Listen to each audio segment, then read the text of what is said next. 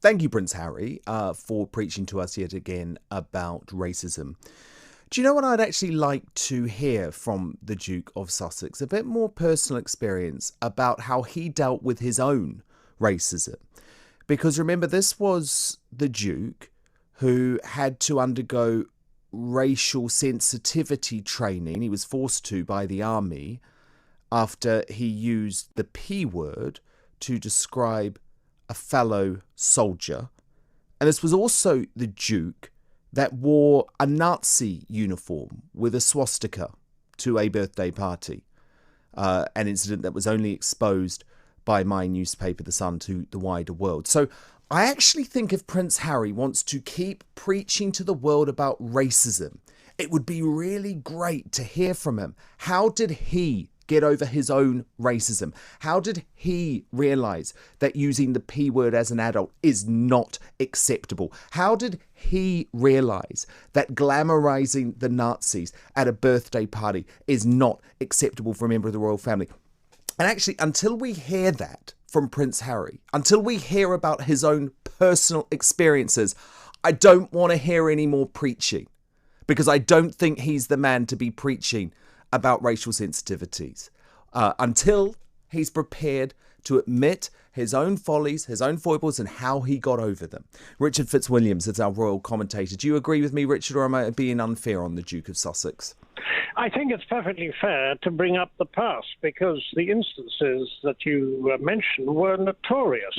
I do think, however, that he and Meghan can make a powerful case for activism, let them loose, and her on gender equality and diversity. She speaks superbly. My problems with them, however... Happy to hear it from her, Richard. I'm happy to hear it from Meghan because Meghan's lived it, okay? Meghan's lived it. Indeed, she has. Though I have to say, living it, and it was tough for her, there's no doubt about it at all. What, however, is absolutely extraordinary is the way they do sometimes appear very self-obsessed, and they do tend to, I mean, on the environment, for example, with the jets, that was another issue whereby they preached.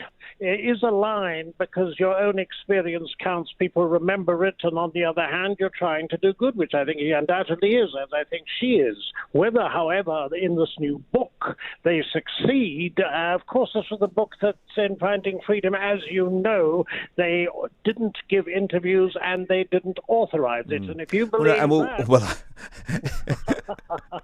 if you believe that, then I'm Mother Teresa. But look, we'll come to the book in just a moment. There's hagiography, Richard. But I genuinely implore Harry to speak about his own experiences and his own battles with racism, because I just think the mumbo jumbo that we keep hearing as if it's ripped from the pages of some dodgy self-help book doesn't do anyone any good.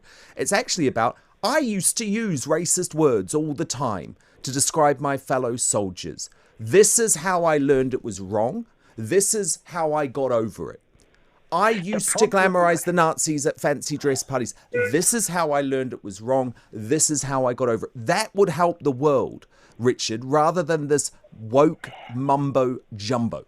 I would say this, that one of the problems with what, I mean, you've quoted that which is undeniable. We remember the past, absolutely. But one of the problems with that is that people tend to remember the negative very often rather than the positive which you're trying to promote. And the way you handle public relations is very often to ignore that which is unpleasant in the past if you're able to. I would suggest that as someone who's been involved in PR for about 40 years. I would also say the Sussexes should take lessons in PR or in taking advice. That's another area. Okay, let's move on to the book, Finding Freedom. It's out today. This hagiography, I'm over it, Richard. I'm actually over it. Omid Scobie, the author, can't even tell the truth about his own age. I think he's 38 or 39, and he's told fibs saying that he's 33. If a man can't even tell the truth about his own age, why should we believe a word of what he says about Meghan and Harry, which, by the way, is twisted, is distorted, is spin? Oh, the whole thing. I mean, I have to say, here we agree, because he put... and he wrote this prefix, not prefix, at the end, it's at the end of the book. It assures us that all the information in the book has been certified by at least two sources. Now, this book will be two sources. Can I tell you who those two sources are, Richard? Source one, I'd like to hear. Harry. Yes. Source two, Meghan. End of story. I personally absolutely agree with you, because I think anyone who believes otherwise, good Lord, I mean, what on earth's going on? You've got Harry and Meghan, who are among the most sensitive people in the world when it comes to their own privacy, and rightly. No question about that, absolutely rightly. And they pretend that they didn't authorize the book, that they know interviews with the book. It just so happens that every single thing about them in the book, bar one or two quips or comments, is hagiographic. That is what it is. And the other thing is, we know perfectly well that if they thought it infringed their privacy, they would be screaming by now. It's long before, when the extract began. Absolutely. So, I mean, Absolutely, they would. It's very sad to see Prince Harry prepared to throw his brother, Prince William, under the bus in this book, isn't it? I mean, some of the extracts today slag off William again and say, oh, William's team was working against Harry. Very sad to see. Very sad to see Harry decide to take this total fallout with his beloved brother into a book, into a trashy book by a trashy journalist. I think that one of the really sad aspects of this, and you will notice one thing in the book, I will concede this, what they've done, they've been very careful to praise the Queen throughout, and of course Prince Charles comes out. They praise the Queen, they praise Prince Charles, but they slag off consistently Prince William. Bad form, Harry and Meghan, bad form. Bad form, and also Kate, and the way that's quite cruelly twisted, actually. I thought that was profoundly unimpressive. And the book, what does it tell us? I mean, how can you believe an unsourced book without an index, and which, honestly, I mean... There's not even an index. There's not even an index. No, there isn't, but then you don't expect people to look anything up. But the point also is, and there's a serious point of PR here, whereby the book should not only should it not exist, in my opinion, but also should not have been released now.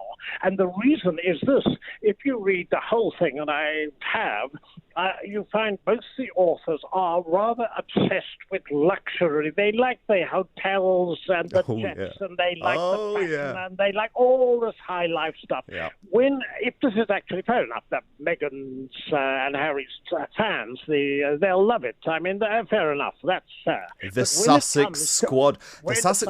They're very nasty, Richard. They're very abusive and nasty on social media. The Sussex squad. I've just occasionally noticed. I have. They're very mean to Kate as well. They don't like her. Well, they don't, you're right there too. But when my point is, if an ordinary person happened to pay £20 to read it, or reads it in some form, I think that they'd find, especially at a time when the world is facing a really, really vile, dangerous threat, that all this, that the level at which the book is written is certainly wrong for the moment, and you don't therefore release something at this sort of time. It's tasteless. I know. We're in the middle of an unprecedented global pandemic, and we have to hear the two most privileged people on the planet, or at least they're amongst two of the most privileged people on the planet in terms of wealth, in terms of fame, in terms of power, in terms of privilege, in terms of royalty. And we've got to hear them moan.